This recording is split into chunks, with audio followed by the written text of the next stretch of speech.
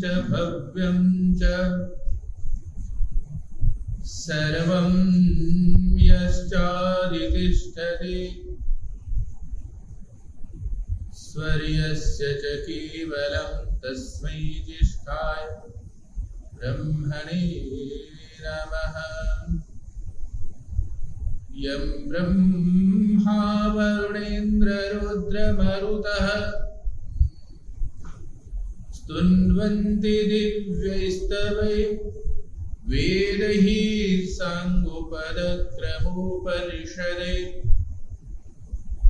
गायन्ति यं सामगाः ध्यानावस्थिततद्गतेन मनसा पश्यन्ति यं योगिनः यस्यान्तं न विदुः सुरासुरगणा देवाय तस्मै नमः देवाय तस्मै नमः। उपस्थित आर्य समाज ग्रेट पार्क के समस्त पदाधिकारीगण और इस सभा में समुपस्थित सभी धर्म प्रेमी सज्जनों, वैसे तो ये महीना आजादी के अमृत महोत्सव का बड़ा विशाल और सुंदर रूप का लिया हुआ एक नव भारत वर्ष है। साथ में श्री कृष्ण जन्माष्टमी, रक्षाबंधन, अनेक त्योहारों से भरा हुआ यह मास है, श्रावण मास। श्रावण मास में वेदों का, सत्संग का सुनना, पढ़ना, विचार करना, मनन करना इस सबसे श्रेष्ठतम मास माना गया। चातुर्मास्य व्रत के नाम से प्राचीन काल से इस महीने को माना गया है। लेकिन उसी परंपरा पर जो वैदिक चिंतन हम चले जा रहे हैं, बहुत ही सुंदर मंत्र है शिव संकल्प मंत्र का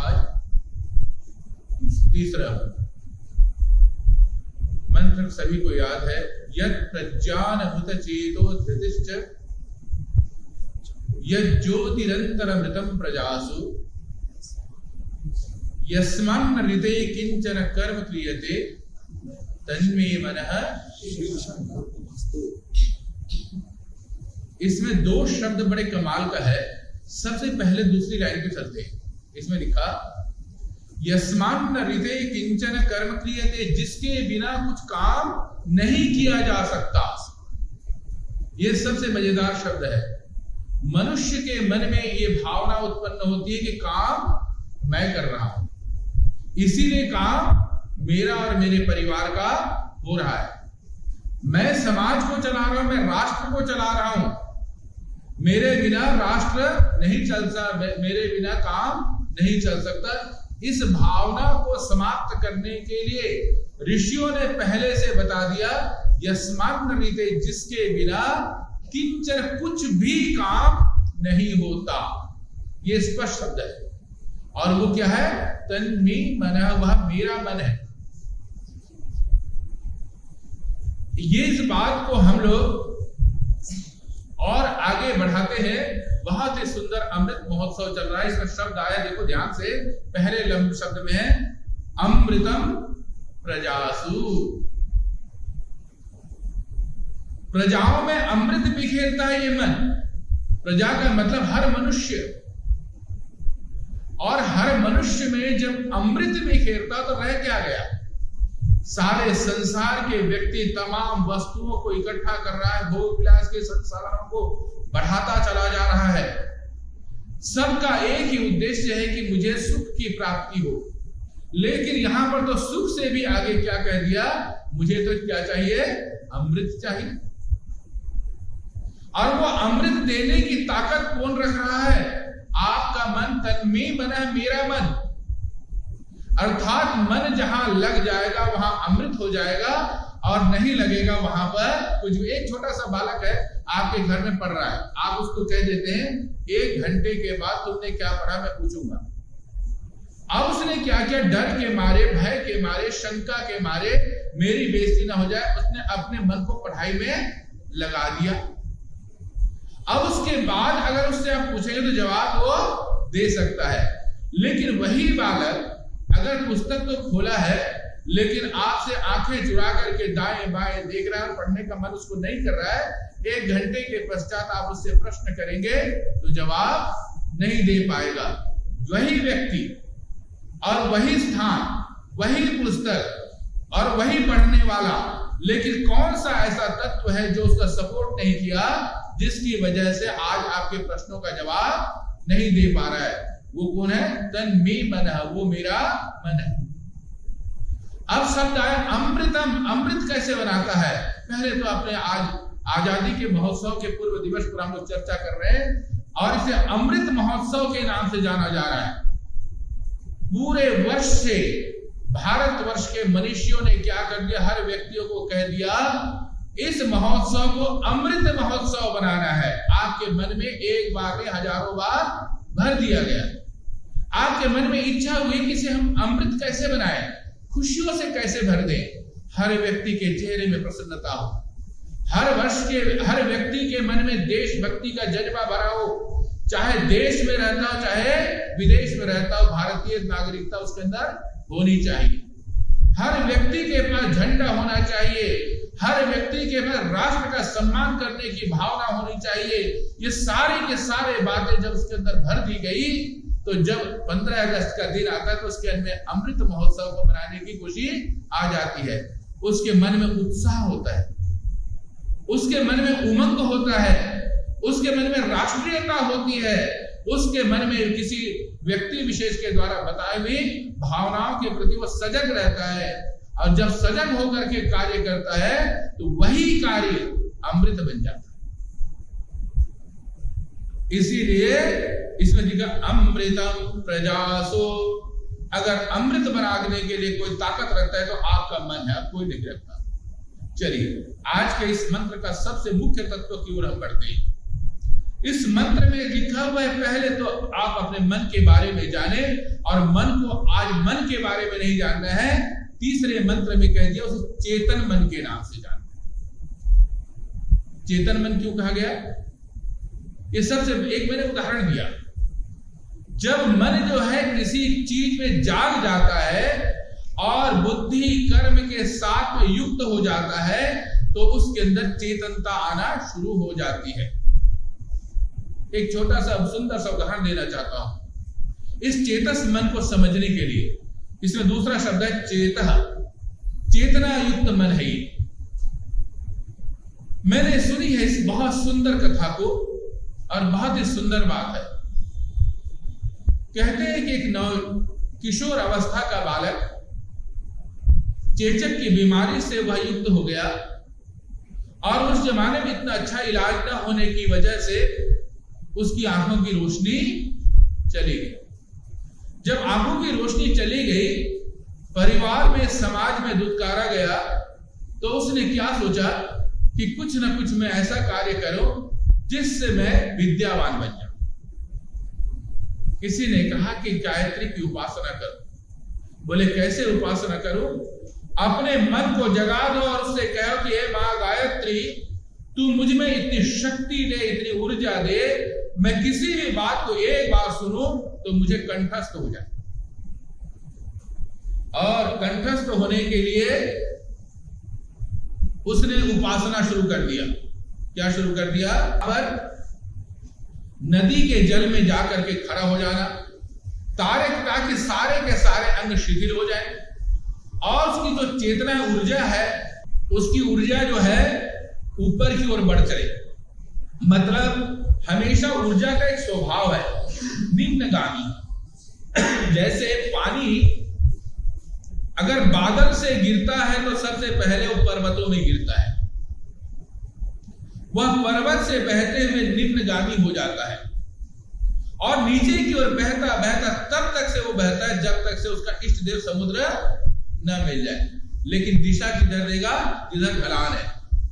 ऐसे ही हमारे शरीर के अंदर ऊर्जा भर रही है और वो प्रवाहित हो रहा है और वो प्रवाह होकर के निम्नगामी होता है।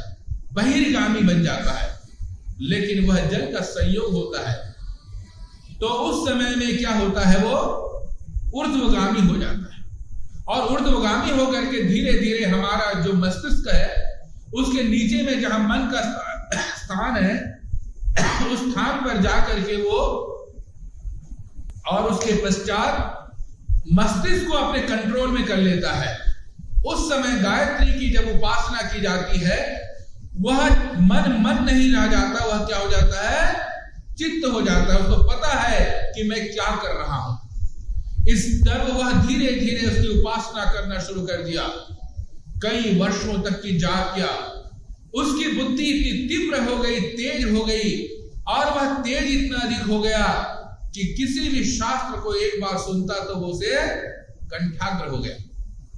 और धीरे धीरे उन कंठाग्र शास्त्रों को दूसरों को शिक्षा देना वो शुरू कर दिया।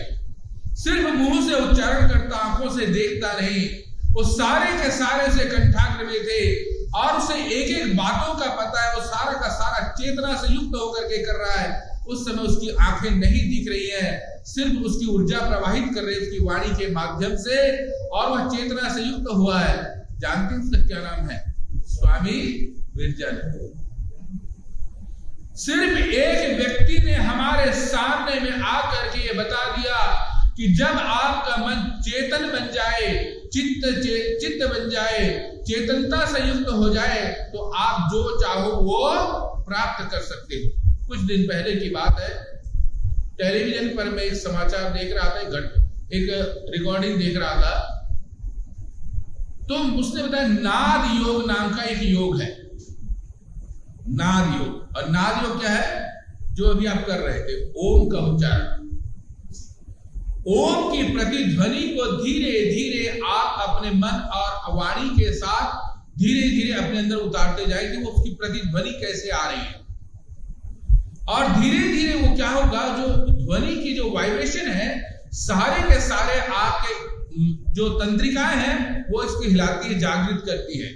जैसे डॉक्टर्स क्या करते हैं, अगर कोई मनोरोगी है, मन का बीमार है, तो उसको किसी न किसी प्रकार की औषधि या बिजली के करंट के माध्यम से जितनी उसको आवश्यकता होती है उसे जगाने की कोशिश करते हैं ताकि वो ठीक हो जाए। इसी प्रकार से वो नाद योग से निकलने वाली जो तरंग है, वो तरंग धीरे धीरे आपके अंदर में प्रवाहित होकर के सारे के सारे नसों को, जो मस्तिष्क के अंदर 90% सोया हुआ हिस्सा है, उसको जगाने की वो कोशिश करता है। और हम लोग जितने भी जानते हैं, जितने भी शिक्षा ग्रहण कर रखे हैं, जो कुछ जानते हो, सिर्फ हमारे मस्तिष्क का कितना प्रतिशत है? 10%। वो 10% को हम लोग प्रयोग कर रहे हैं, 90% को जगाने की कोशिश करता है। फिर उसने प्रूव किया कि उसकी आंखों में पट्टी बांध दी गई और उसे कहा गया कि आप ये पुस्तक लो, इसका कौन सा पेज निकालो। तीसरे नेत्र से देखता उस पेज को निकाल देता है, तीसरे नेत्र से उस पाठ को पढ़ता भी है। तो पता क्या लगा, वो नाद योग से होता है। धीरे धीरे आपकी तंत्रिकाओं में क्या होता है, बाहर से आने वाली ध्वनि, बाहर से आने वाला प्रतिबिंब उसको समझने की, सोचने की ताकत को बढ़ा देता है। और जैसे ही आप पलकों को बंद करेंगे तो आप जो है अपने तीसरे नेत्र के माध्यम से भौतिक आंखों की तरह बाहर देख सकते हैं। ये उसने सिद्ध किया है, नाद योग। और नाद योग के माध्यम से यह संभव है। तो ये कहता है तन्मे मनः, ऐ मेरे मन, तो उस नाद को, उस चेतन सत्ता को तू जगा तो सही, जिसके लिए मैंने तेरे लिए मंत्र का उच्चारण किया है। क्या तुमने कभी उसे करने की कोशिश की है? क्यों 90% हिस्सा को तुम जिंदा उसको समाप्त कर देना चाहते हो? जगाओ। इसीलिए इसका मन का नाम क्या नाम है? चेतन मन। और योग में भी क्या लिखा है? योगः चित्त वृत्ति निरोधः। चित्त, उसका नाम मन नहीं लिया। जब योग करना चाहते हो तो सबसे पहले अपने मन को चेतना से युक्त कर दो, उसे जगा दो, और जगाने के पश्चात धीरे धीरे उससे जुड़ जाओ। और जुड़ने के पश्चात क्या होगा, तुम्हारे अंदर वो शक्ति जो तुम चाहते वो जाग जाएगी, जो चाहते वो मिल जाएगा। बोले क्या मिलेगा? तो पहला शब्द क्या है? यद प्रज्ञानम, तुम्हें श्रेष्ठ ज्ञान मिलेगा। श्रेष्ठ ज्ञान क्या स्वामी विद्यानंद को नहीं मिला? उनकी तो भौतिक आंखें नहीं थी, क्या नहीं मिला? मिला। कबीर ने कौन से ग्रंथ का अध्ययन किया था? गुरु नानक ने कौन से ग्रंथ का अध्ययन किया था? सिर्फ उनका जो है चेतना मन जागा हुआ था। उनकी वाणी से जो शब्द निकलते, पीएचडी करने वाले उसके ऊपर रिसर्च कर रहे हैं। किस लिए? उसमें इतना सारा श्रेष्ठ ज्ञान भर दिया गया। सिर्फ 2 लाइन के दोहे पर एक पूरा का पूरा ग्रंथ लिखा जाता है। वो किसके वजह से हुआ? प्रज्ञान। श्रेष्ठ ज्ञान की प्राप्ति होती है जब आपका मन चेतना से युक्त हो जाता है। उस प्रज्ञान मन को जगाओगे कब? जब आपका मन जो है चेतना से युक्त हो जाएगा। श्रेष्ठ ज्ञान को जगाने के लिए आपको क्या चाहिए? प्रज्ञानम। इसको समझने के लिए छोटी सी बात रखना चाहता हूं। एक बार एक नौजवान व्यक्ति जिंदगी की बहुत सारी तमन्नाएं लेकर के संसार में जाता है, बहुत दुखी हो जाता है, क्योंकि जो कुछ पढ़ा था उससे संसार बिल्कुल अलग है। कहीं नौकरी के लिए जाता है, नौकरी नहीं मिलती, कहीं काम करना चाहता है तो काम उसको समझ में नहीं आता, बड़ा उदास हुआ। उसने देखा कि दुनिया के लोग तो बड़े अच्छे अच्छे काम कर रहे हैं, बहुत सारा काम कर रहे हैं, कईयों को नौकरी मिल रही है और कईयों को व्यापार भी चल रहा है, कई लोग अच्छे मुस्कुरा भी रहे परिवार के साथ, लेकिन मेरा काम क्यों नहीं चला? बड़ा उदास था। और वो जा करके अंधेरे में एक पेड़ के नीचे बैठ गया और अपनी उदासी से पूरा चेहरा को मायूस करके बैठा हुआ था। अचानक सायंकाल की वेला, वहीं एक छोटी सी दूर कुटिया बनी हुई थी। उस कुटिया में जाने के लिए एक संत, एक महात्मा उधर से गुजर रहे थे। उन्होंने देखा कि एक नौजवान बालक एक पेड़ के सहारे टिक करके चुपचाप बैठा हुआ है, चेहरा झुका हुआ है, जवानी में उसके चेहरे पर उदासी झलक रही है, कोई आभा नहीं, कोई उसके चेहरे पर रौनक नहीं, कुछ काम करने का जज्बा नहीं, कुछ भी इच्छा नहीं। तो उसने क्या किया? धीरे से पंचाब ध्वनि को दबाते हुए गया, उसे कंधे पर हाथ रखा। जैसे ही कंधे पर हाथ लगा तो उसे ऐसा लगा कि जैसे कोई मरा हुआ व्यक्ति, से शरीर में उष्मा भी नहीं, गर्मी भी नहीं, ठंडकता ही ठंडकता है, क्योंकि वो उदास था, उसके शरीर में बोझिल बना था, उसके शरीर में कोई खुशियां नहीं थी, कोई उमंग नहीं था, उसके अंदर कोई कुछ करने की भावना नहीं थी, इसीलिए उसका चेहरा शरीर भी ठंडा पड़ गया था। लेकिन हल्के से जब उसने रखा, ठंडा लगा, थोड़ा सा उसे कंधे को हिलाया तो उदास व्यक्ति ने झांक करके देखा तो एक महंत व्यक्ति, एक संत व्यक्ति का चेहरा देख करके थोड़ा सा लगा कि साथ मेरा कोई देख रहा है। उससे पूछा कि तुम कौन हो? बोला कि मैं क्या करोगे मेरे बारे में जान करके? जिंदगी में मैंने सिर्फ धोखा ही धोखा खाया है, कुछ भी मुझे मिला नहीं। बोले अच्छा, धोखा किस प्रकार का हुआ है? उसने कहा कि देखो, मैं कुछ भी करना चाहता हूं, मेरे को सफलता नहीं मिलती, काम करना चाहता हूं तो सफलता नहीं मिलती, नौकरी ढूंढता हूं तो सफलता नहीं मिलती, मेरा तो जिंदगी बेकार है, उदास से भरा हुआ। उसने कहा कोई बात नहीं मित्र। जब उसने मित्र कहा थोड़ा सा चौंका, क्योंकि मित्र शब्द ऐसा है कि अपनापन महसूस होता है। बोला कि आज मेरा कोई साथ देने वाला व्यक्ति नहीं, लेकिन ये संत मुझे मित्र कह रहा है, तो चलो कुछ तो मित्र है तो कुछ तो अपनी बात को हम आपस में साझा कर लेंगे। बैठ गए दोनों अगल बगल में, आपस की बातें करने लगे, बातें खुलती गई। उसने कहा कि देखो मित्र, मेरा एक ऐसा मित्र है, मैं तुम्हारे को उसके पास ले जाऊंगा, तुम्हारे को पैसे की भरमार कर देगा, जितना चाहते हो उतना वो दे देगा। बोले ऐसा कौन सा मित्र है जो फ्री में पैसा दे देगा? बोला फ्री में तो वो भी नहीं देता, वो तो व्यापारी आदमी है, कुछ ना कुछ उसे चाहिए होता है। बोला मेरे पास कुछ भी तो नहीं है, मैं क्या दे सकता हूं उसको? बोला कि कुछ भी नहीं, तुम्हारे पास जो हो तुम वही दे देना, अगर वो मांगे, अगर तुम होगा तो दे देना, नहीं होगा तो मत देना, लेकिन फिर भी कुछ ना कुछ वो तुम्हें दे देगा। अब उसके अंदर थोड़ी सी आशा जाए, खुशियां आई, आशा और खुशियों को लेकर के सुबह सुबह सूर्य उदय होने से पहले वो संत और वो नवयुवक दोनों तेज तेज कदम बढ़ाते हुए सूर्योदय से पहले एक बहुत बड़े विशाल अट्टालिका, जिसे बड़ा महल कहते हैं, उसके पास जाके खड़े हो गए। बहुत बड़ा दरवाजा, दरबान भी थे। महंत को देख करके तुरंत जाकर के संदेश दे दिया कि हमारे इलाके के बहुत बड़े महात्मा आए हुए, जो जिसके लिए हम प्रतीक्षा करते हैं, आज स्वयं आए हुए। वहां के जो मालिक थे भागे भागे चले आए, बोले कि गुरुदेव आज मेरे यहाँ अचानक, बोले कि कुछ काम था, चला आया। आइए, अतिथि सम्मान हुआ। सम्मान होने के पश्चात कहा कि ये नौजवान बालक जो है आज खाली हाथ है, कुछ इसके हाथों पे इसकी कुछ झोली भर दो, इसके हाथ खाली नहीं जाना चाहिए। उसने देखा और मुस्कुराया, कहा कि मैं तुम्हारे को कई करोड़ों रुपए देना चाहता हूं, सोने की मुहर भी देना चाहता हूं। बोले कि मेरा छोटा सा शर्त है, मैं व्यापारी व्यक्ति हूं, मैं कुछ ना कुछ तुमसे लूंगा तब मैं तुम्हें दूंगा। तो बोले कि क्या दो, कि मेरे पास तो कुछ भी नहीं है। बोले है, तुम एक काम करो, मैं तुम्हारे को लाखों रुपए देना चाहता हूं, इन दोनों हाथों को काट करके मुझे दे दो। इन आंखों के बदले में मैं तुम्हें लाखों रुपए देना चाहता हूं, इन दोनों आंखों को मैं निकाल लेना चाहता हूं। बोले ऐसे कैसे होगा?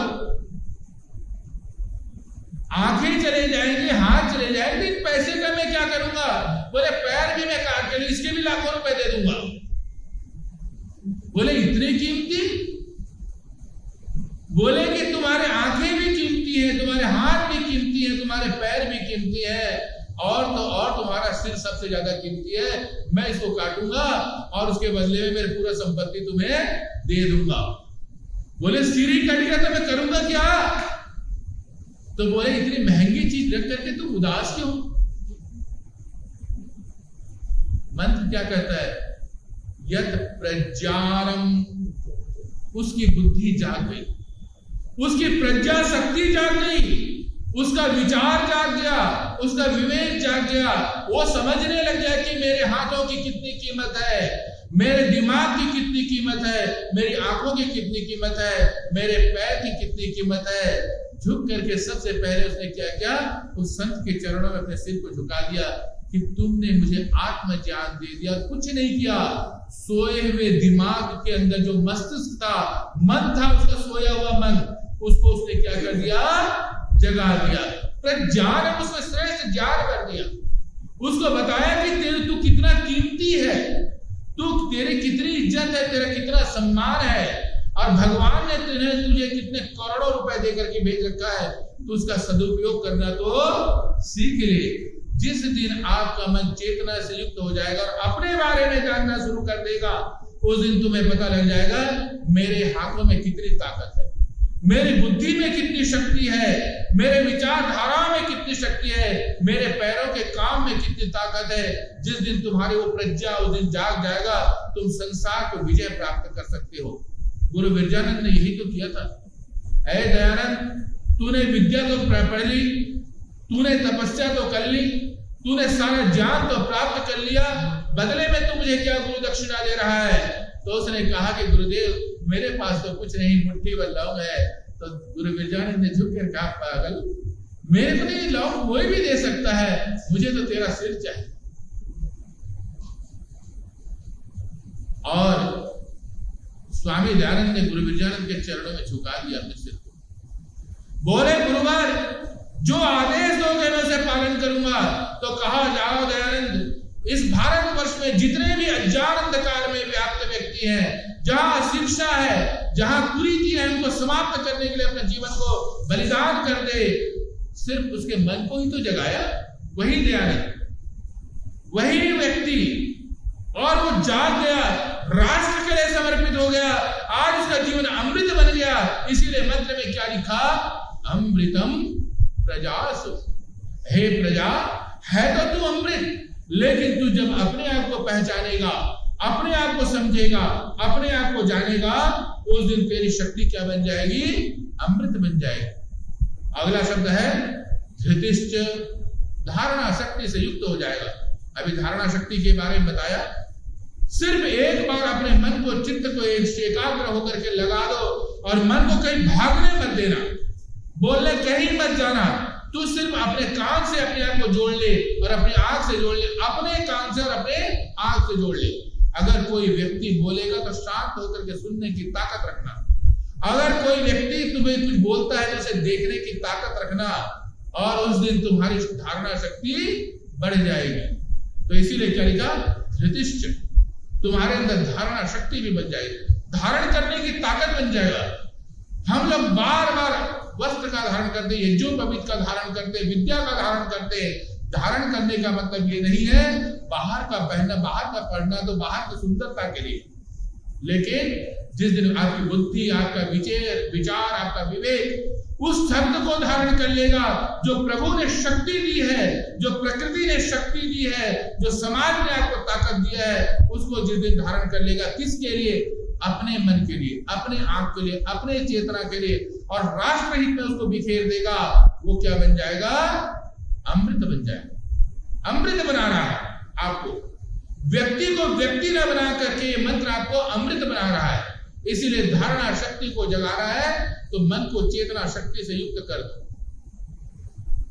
और अगले शब्द है, आखिरी शब्द है यह ज्योति ही, फिर तुम ज्योति बन जाओ, प्रकाश बन जाओगे। कैसे प्रकाश, एक कमरा अंधेरा है, आप धीरे से गए, हाथ टटोले, स्विच को ऑन किए, कमरा लाइट से भर गया, प्रकाश से भर गया, ज्योति से भर गया। एक कमरा अंधेरा है, प्राचीन काल की बात थी, जब ये लाइट नहीं होते थे, आपने जैसे तैसे करके दिया को जलाया, वो जलता हुआ दिया ज्योति से अपने आप को भर दिया, तो आपके आसपास को ज्योति से परिपूर्ण कर दिया। समझे क्या? सबसे पहले ज्योति अपने अंदर जागनी चाहिए, और ज्योति को जगाने के लिए एक ही तत्व है। कहते हैं कि एक महात्मा बड़ी अच्छी शिक्षा देते थे कि उनके पास कोई विद्यावान नहीं थे, एक गुफा में तपस्या करते रहते थे, अपने आप को भगवान में लीन कर देते थे, और लीन करके जो भी कोई व्यक्ति आता था 3 दिया रखा था, उसको बोलते जलाओ इसको। एक में पानी भर दिया था और दिया उसमें बाती रख दिया था, पानी वाला दिया नहीं जलता था। दूसरे में सिर्फ बाती थी और उसना तेल था न पानी था, जलता क्षण मात्र में बुझ जाता। तीसरे में तेल भी था, दिया भी था, और दिया सलाई भी थी। जलाया तो सबसे पहले क्या जला? दिया। और उसके प्रकाश से वो छोटा सा कमरा, वो छोटा सा गुफा प्रकाशित हो गया। बोले जाओ, मेरी शिक्षा हो गई। बोले कि जिस दिन तुम्हारे मन की ज्योति जल जाएगी, तुम्हारे मन का प्रकाश जल जाएगा, सही दिशा पे जाकर के उसी दिन तुम्हारा जो है, तुम्हारे प्रकाश से दुनिया प्रकाशित हो जाएगा। तुम्हारा मन तुम्हें ज्योति बनाएगा, तुम्हें प्रकाश बनाएगा, और कोई तुम्हें नहीं बना सकता। आमतौर से दूसरे आदमी सोचता है कि मैं शायद जाऊंगा तो वो मुझे कुछ कर देगा, लेकिन सच्चाई है तुम्हें खुद को करना पड़ता है। इसीलिए आज दुनिया में बहुत सारे व्यक्ति ऐसे हैं, आज ज्यादा से ज्यादा मन के रोगी, शरीर के रोगी कम है, मन के रोगी ज्यादा है। मेरे लेफ्ट साइड में डॉक्टर साहब सब बैठे हुए हैं, इन लोग जानते हैं, इन लोग सबसे पहले जो है ना मन का इलाज करते हैं। बोले बेटा ठीक हो जाएगा, चिंता मत कर। उनके दिमाग में यह बैठ जाता है कि डॉक्टर साहब ने कह दिया तो मैं ठीक हो जाऊंगा। पहले ज्योति तो यही जली। ये वेद का उपनिषद भी ये कहता है बालक कि ऐ मनुष्य, तू पहले अपने प्रकाश को जला दे, और जलाने के पश्चात ही तेरे अंदर अमृत का प्रवाह होगा, जिसे तू देखना चाहता है, जिसको समझना चाहता है, जिसको पाने के लिए जन्म लिया है, उसको तो तू जला दे। मैं कई बार इस बात को सुनाया करता हूं कि परमहंस महाराज तपस्या कर रहे थे। एक नौजवान बालक साइंस का छात्र था, घूम रहा था, कहता है कि भगवान को मैं देखना चाहता हूं। दुनिया कहते हैं कि भगवान है, मेरे माता पिता कहते हैं भगवान है, बड़े बुजुर्ग कहते हैं कि भगवान यहाँ है। साइंस का आदमी था, वो देखना चाहता था जैसे अग्नि संविधा के अंदर छिपी रहती है, और जब उसे जलाते हैं तो अग्नि प्रकट हो जाती, तो लोग उसे देख सकते हैं। तो मैं भगवान को देखना चाहता हूं। परमहंस बैठे ध्यान में मग्न थे। किसी ने कहा कि वो जो व्यक्ति बैठे हुए ना, जाकर उससे एक बार पूछो, शायद वो बता दे। जाकर के धीरे से बैठ गया, प्रणाम किया, स्पर्श किया जैसे पैरों को, उनकी आंखें खुल गई। जैसे खुले तो उसने कहा कि महाराज मैं भगवान को देखने के लिए बहुत दिनों से ढूंढ रहा हूं, मुझे नहीं मिल रहा है।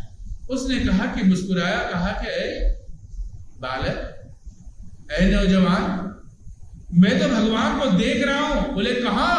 मुझे तो नहीं दिख रहा है। बोले मुझे दिख रहा है। बोले कहां दिख रहा है? मुझे तुम्हारे अंदर दिख रहा है। उसने कहा मेरे अंदर? बोले हाँ देखो तो सही। बोले कैसे देखूं? अपने अंदर देखने के लिए क्या करोगे?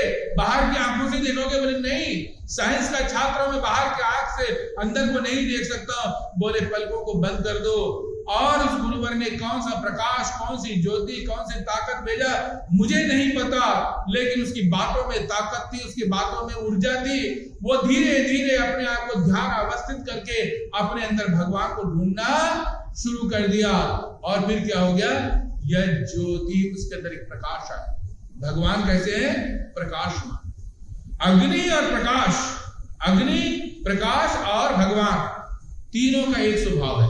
अग्नि ही प्रकाश है, प्रकाश ही अग्नि है। जहां प्रकाश होगा वहां अग्नि होगी, बुझ जाएगा तो वहां उसे न प्रकाश होगा न ही ऊर्जा होगी। ऐसे ही भगवान क्या है? ऊर्जावान है, प्रकाशमान है, लेकिन भौतिक आंखों से नजर नहीं आता है। आएगा कहां से?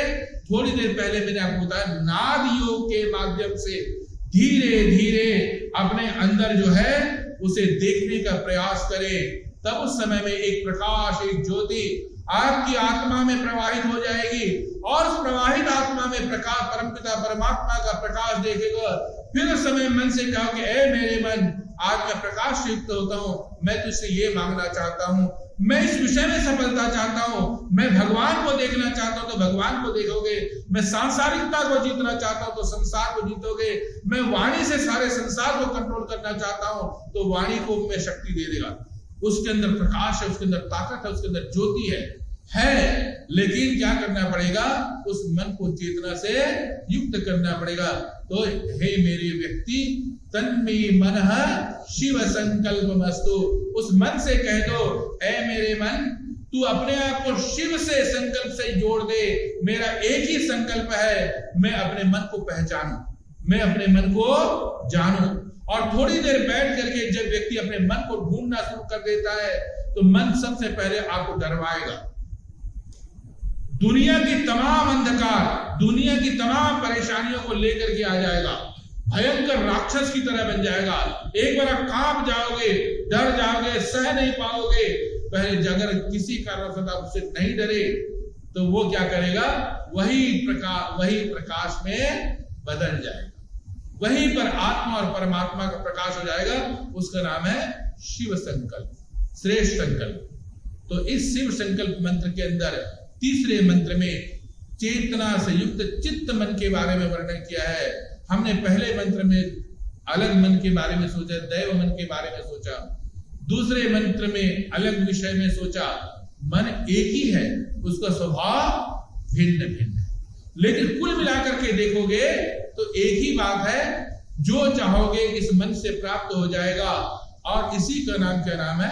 अंग्रेजी में हिप्नोटिज्म है और वैदिक भाषा में योग है और स्वयं का प्रकाश है। जो व्यक्ति करेगा, जो व्यक्ति इसे जानना चाहेगा, उसे प्राप्ति होगी। और इसी मंत्र के माध्यम से ऋषि ने हमें संदेश दिया है कि हे मेरे मन, तो शिव संकल्प वाला बन जा। ओम शांति शांति शांति। ओम। थोड़ी